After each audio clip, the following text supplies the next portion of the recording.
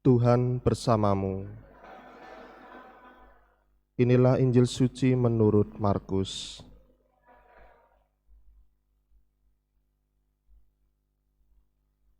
Sekali peristiwa, Yesus yang bangkit dari antara orang mati menampakkan diri kepada ke-11 murid dan berkata kepada mereka, "Pergilah ke seluruh dunia, beritakanlah Injil kepada segala makhluk. Siapa yang percaya dan dibaptis akan diselamatkan, tetapi siapa yang tidak percaya akan dihukum. Tanda-tanda ini akan menyertai orang-orang yang percaya. Mereka akan mengusir setan-setan demi namaku.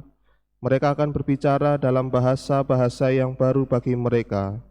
Mereka akan memegang ular, dan sekalipun minum racun maut, mereka tidak akan mendapat celaka.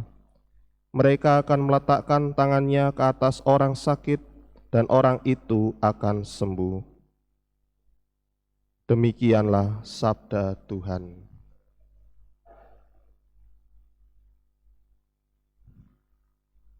Saudari-saudara yang terkasih, hari ini bersama gereja kita merayakan pesta bertobatnya Santo Paulus. Setelah mendengar dari bacaan pertama bagaimana proses pertobatan Paulus, maka kita dapat melihat bahwa satu hal kenapa Paulus sungguh-sungguh menjadi murid Tuhan yang mewartakan Kristus yang bangkit dengan penuh semangat dan militan, karena pengalaman Kristus yang telah menyelamatkan dirinya. Pengalaman percaya kepada Kristus adalah pengalaman yang penting bagi Paulus karena Yesus telah menampakkan dirinya kepada dia yang selama itu Paulus atau Saulus sering menyiksa dan membunuh para pengikut Kristus. Saudari-saudara yang terkasih, berangkat dari pengalaman Santo Paulus yang bertobat, kita dapat melihat juga dalam pengalaman hidup kita, ternyata pengalaman orang bertobat harus didahului dengan sebuah pengalaman mereka jatuh ke dalam dosa. Dan memang itulah, kalau mau disadari, pengalaman hidup kita sebagai manusia yang penuh kelemahan dan kerapuhan, yang membuat kelemahan kerapuhan itu diri kita jatuh dan berbuat dosa.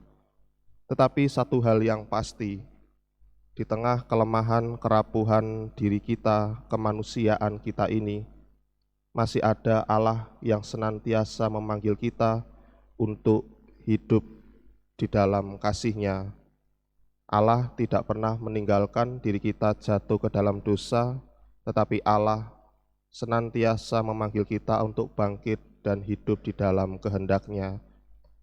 Dalam peristiwa pertobatan Paulus itulah, selain ditunjukkan bagaimana Paulus yang telah berbuat dosa atau membunuh para pengikut Kristus, tetapi Allah dengan belas kasih-Nya menangkap Paulus dan tidak melepaskannya dan menjadikan Paulus sebagai murid-Nya untuk mewartakan kabar keselamatan Tuhan sendiri.